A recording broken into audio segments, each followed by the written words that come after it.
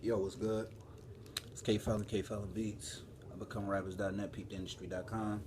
Um, just posted a video yesterday, promotion video, a few promo tactics I revealed in there. Um, some shit that I'm learning in this book right here, influence, how and why people agree to things. Because I know I'm big on the mentality of, how to sell things or, just how the mind works in general. So, let me light up my can of Bob for men right quick. Then I'm gonna get into some shit with y'all. I'm gonna make this real quick. This ain't gonna be as long as I usually do it. Just kind of want to pick back up from where I left off last night. So, um, if you've seen my last video, we were talking about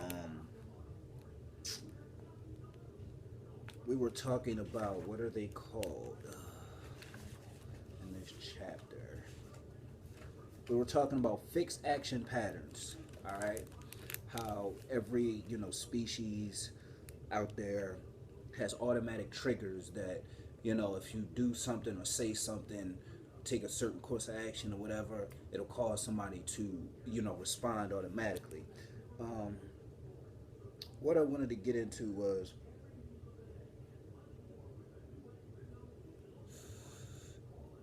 I just want to talk about this one sentence here.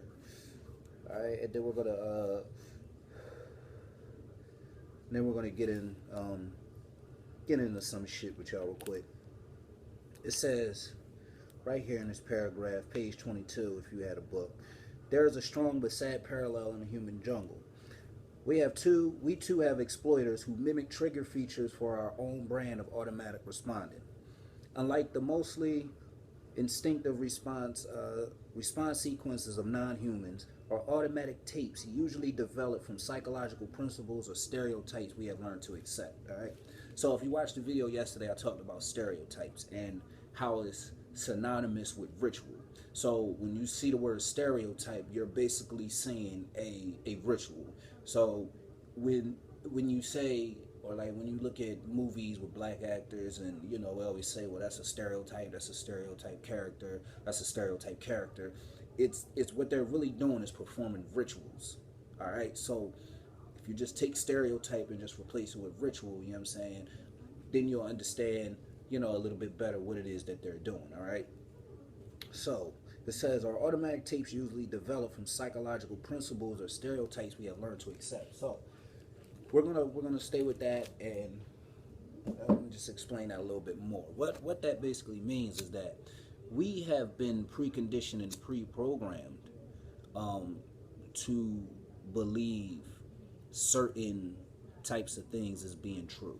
Okay, we so I like to go broad and try to bring a few different topics or ideals to make it easier for y'all to understand. But this is real simple, like with music, okay, or the entertainment field, period.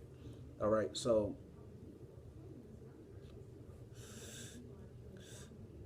since kids, we have been conditioned with, uh, the hip hop genre. We've been programmed with the violence. All right, so what I mean, we've been programmed. We've been programmed with musicians or artists like NWA, uh, Jay Z, Biggie, Tupac, Nas. Um, these are all the niggas I listened to growing up. You know what I'm saying? Big L. Um, Not so much LL Cool J, but he still had his shit every now and again. Later day, DMX and the Locks and just to bring it up, State Property and Rockefeller, and now we got the Lil Waynes and the Futures and the Young Thugs and a lot of these niggas we got out here now. So like now the hip hop culture has mainly become a deaf culture. You know what I'm saying? Because that's mainly what's being promoted, deaf. You feel me? We can look at it so many different ways, but ultimately at the end of the day, if you listen to our genre of music and you listen to every other genre of music, we promote death more than anything.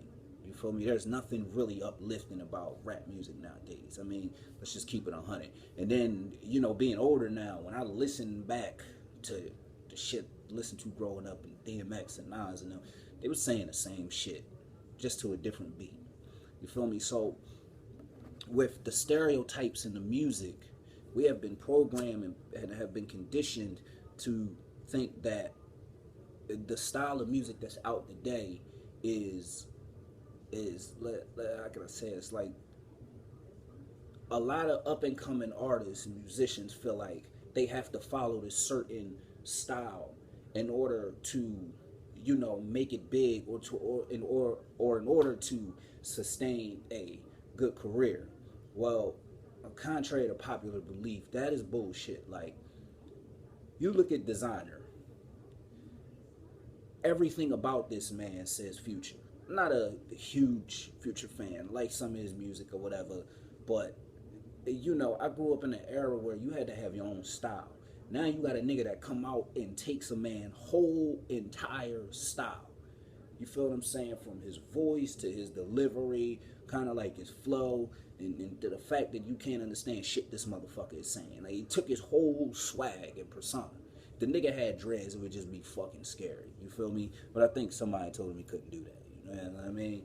But we live in a time where that's cool, where that's acceptable.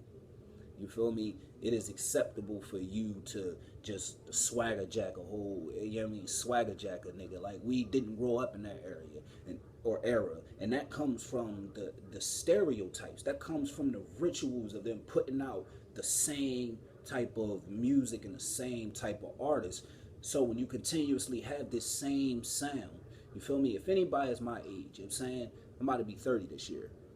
If you, in my age bracket, you grew up in the 90s listening to the radio, and at any given moment on the radio, you can go from Pac to Big to Lauryn Hill to Nas to LL to Big L to Jay-Z to DMX to fucking, even R&B was thrown there, to Faith to Carl Thomas to Mario Winans to, you know what I'm saying, Case to, and just bring this shit all the way back home. Like, it was just a gumbo. Now you get the same 13 fucking songs over and over and over and over and over again.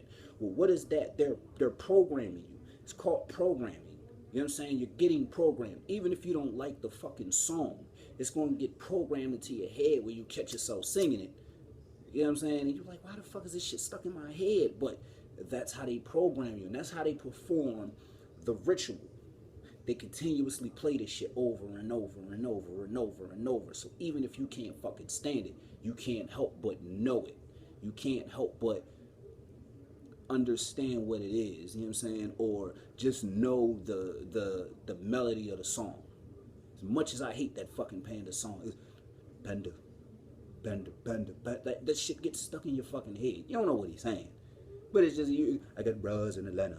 Something to do me that, like, you know, like, at least you got the melody in your head. And it's like, god damn, this shit stuck in my fucking head. Well, that comes from the stereotypes or the rituals that they're performing.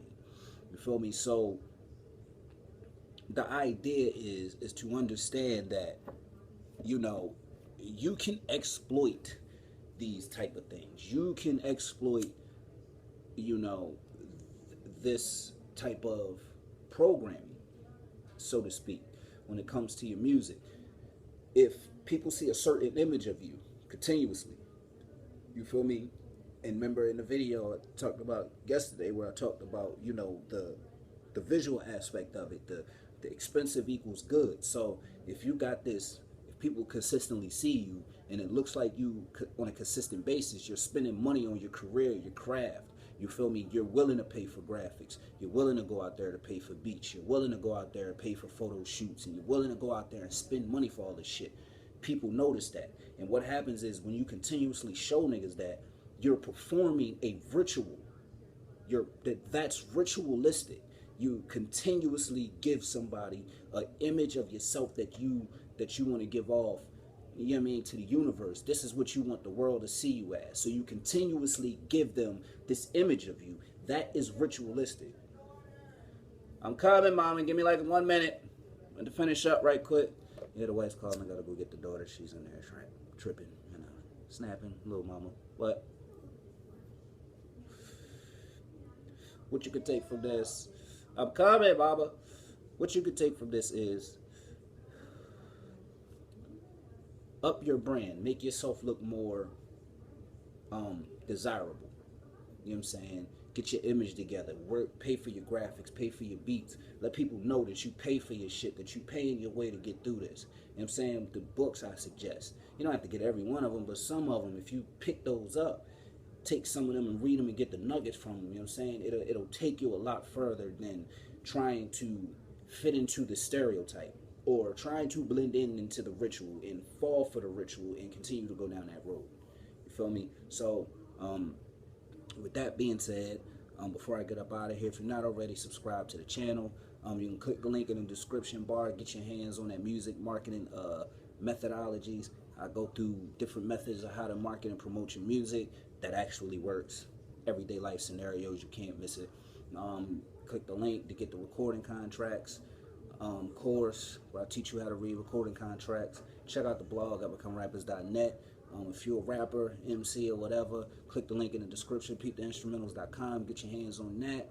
And yeah, let me get up out of here, man. It's K Felon, K Felon Beats, uppercomerappers.net, peeptheindustry.com. I'm out. Deuces.